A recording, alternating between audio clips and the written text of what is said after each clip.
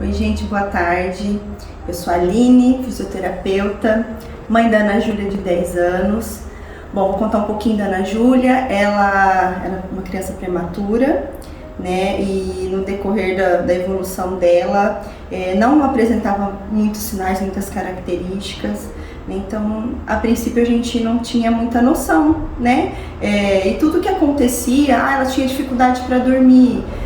Depois melhora, sempre era isso que eu escutava de todos os profissionais.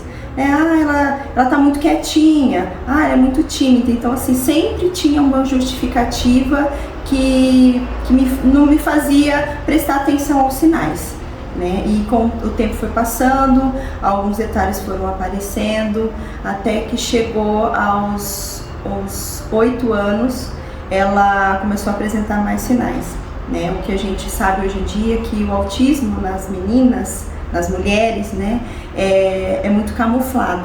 Então, o diagnóstico dela foi precoce, né? Tivemos o diagnóstico dela faz apenas 1 ano. E foi uma dificuldade muito grande no início, né, para a gente chegar até esse diagnóstico. Algumas crises foram acontecendo, ela se irritava muito por algumas situações, a gente começou a perceber mais hipersensibilidade dela, algumas dificuldades, algumas questões sensoriais. E tudo isso, uma coisa foi se encaixando a outra, e buscando profissionais, buscando avaliações, chegamos à conclusão que ela estava sim apresentando muitos sinais. Entramos com a parte medicamentosa também, que ajudou muito, não na questão do autismo em si, mas na questão das comorbidades, né? A Ana Júlia é uma criança que ela não tem déficit intelectual, ela não tem comprometimento de fala, a questão dela seria mais comportamental e questões sociais, né? A dificuldade de interagir, a dificuldade de fazer amigos, e isso na parte social. Mas na questão do dia a dia dela, tem sim muitas diferenças, muitos detalhes que estão sendo trabalhados. E há 1 ano atrás, depois de mudar de profissional e buscar mais informação, chegamos ao diagnóstico dela. O que eu vejo com o diagnóstico? Eu, como mãe de uma criança que teve o diagnóstico tardio, o que eu posso falar? O diagnóstico, eu sempre uso essa frase, o diagnóstico ele é libertador. Por que ele é libertador? Fácil? Não é, nem pouco. É bem difícil, é um dia por vez. Nós não podemos fazer uma programação muito longa, porque essas crianças elas precisam de previsibilidade, elas têm muitas questões de rigidez, elas têm muitos detalhes que precisam ser respeitados. Então, a gente não sabe como é o dia de amanhã. Então, hoje pode ser que ela acorde bem, que ela esteja tudo bem e que o dia passe tranquilo. Em contrapartida, em outros momentos, ela vai se desorganizar por alguma coisa que está incomodando, algum barulho, alguma textura de roupa. Então, tudo isso tem que ser respeitado na criança. E esse diagnóstico, ele liberta por conta disso. Questões que a gente entendia como, isso é birra, isso, e às vezes não era uma birra, era um desconforto por causa de um barulho, de um cheiro, de movimentação, ou questões que ela não teve uma previsibilidade. A questão do sono, hoje em dia ela faz o uso de melatonina, que é um indutor do sono, ele ajuda muito ela ainda está tomando medicação, porém já faz o desmame de uma das doses, mas é uma dose muito baixa. Por quê? Porque com o diagnóstico também chegamos às intervenções corretas. Ela antes já tinha feito vários tipos de terapia, já tinha passado por vários profissionais, vários psicólogos. E diante do diagnóstico, nós começamos a fazer integração sensorial e ABA. E eu posso dizer que nesse 1 ano muita coisa mudou. Muita coisa mudou. Hoje eu vejo a minha filha, lógico que ainda tem muita coisa para ser trabalhada com ela ainda. Porém, eu vejo a minha filha brincando quando ela vai num parque. Eu aprendi a respeitar algumas dificuldades dela.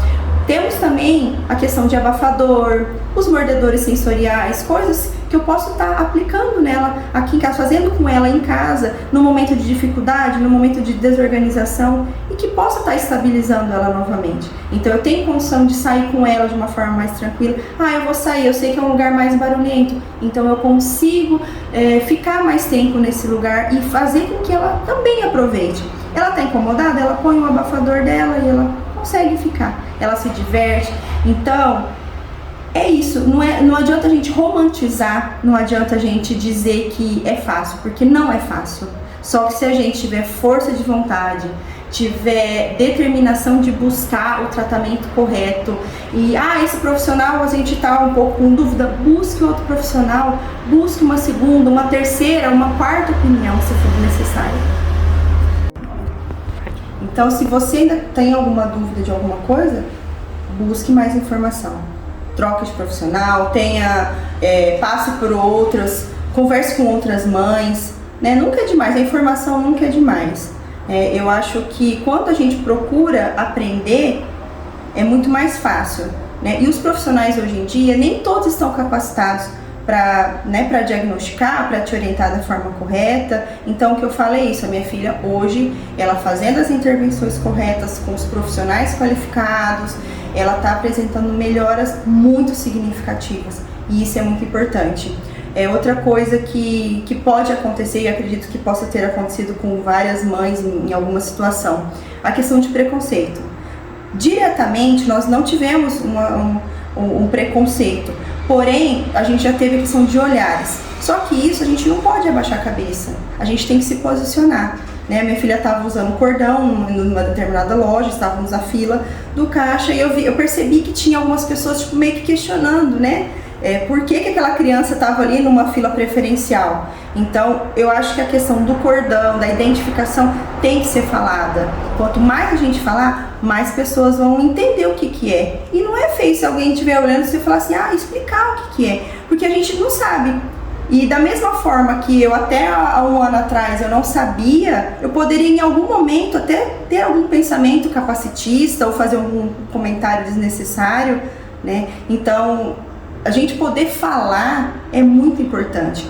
Eu não estou aqui para expor a minha filha, para expor a minha vida, pelo contrário, eu quero que muitas mães, de meninas principalmente, que é o meu caso, que a gente jamais vai pensar. A gente não aprendeu isso lá no começo, né, do nosso estudo. Em momento algum se fala tanto de autismo e de tantos outros transtornos que existem, que precisam também ser falados.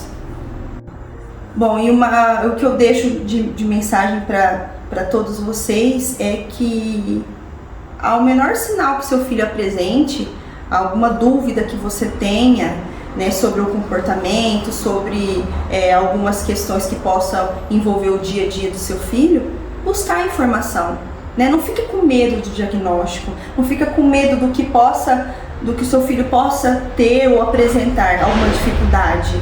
Porque se você tem um diagnóstico, você tem como iniciar essa intervenção da forma mais correta, com os profissionais corretos. Que às vezes igual aconteceu comigo, eu estava levando a minha filha em alguns profissionais que não estavam tão preparados para ajudá-la naquele momento, naquela determinada situação, e foi de certa forma um tempo perdido. Então, para isso não acontecer, é melhor, ao menor sinal, a gente buscar informação, buscar ajuda de um profissional e buscar outras mães também para ter esse apoio e entrar com essa intervenção correta. Então, meu recado é esse, eu espero ter ajudado vocês e precisando, a gente está aqui para estar compartilhando também.